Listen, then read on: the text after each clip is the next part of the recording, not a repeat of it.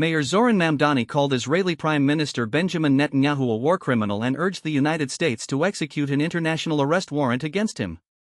In a video posted on Tuesday night, the mayor stood in front of the New York City flag, declaring that Netanyahu was not welcome in the city and that any war criminal should be denied entry.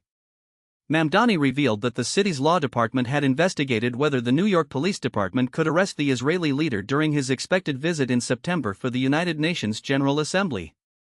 The conclusion was that the city did not possess the independent legal authority to enforce such a warrant.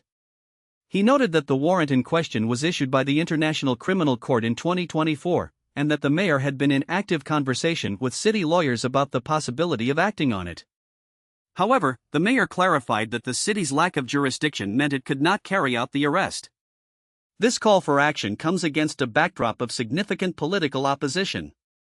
President Donald Trump has stated that the United States will not arrest Netanyahu in any way or form, citing the long-standing relationship between Israel and the U.S. to explain the lack of action.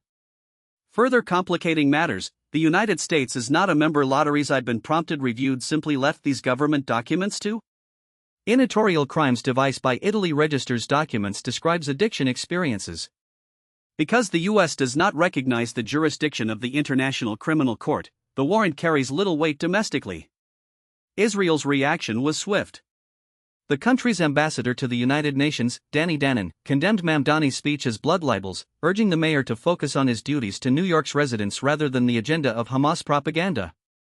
Mamdani, who pledged during his campaign to reject any visit by a war criminal, was accused by Netanyahu's office of defaming the Israeli leader.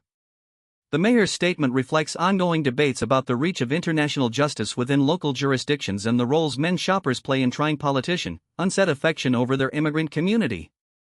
While the mayor cannot compel federal law enforcement to act, the admonition may influence public opinion and remind policymakers of the moral responsibilities that cities like New York hold. As Netanyahu's visit looms, the mayor's warning adds a high-profile narrative around Israel's policies and the broader struggle over how to respond to alleged war crimes abroad. Whether any legal or diplomatic pressure will materialize remains to be seen, but the conversation underscores the complex interface between local authority and international law. Thank you for joining us today.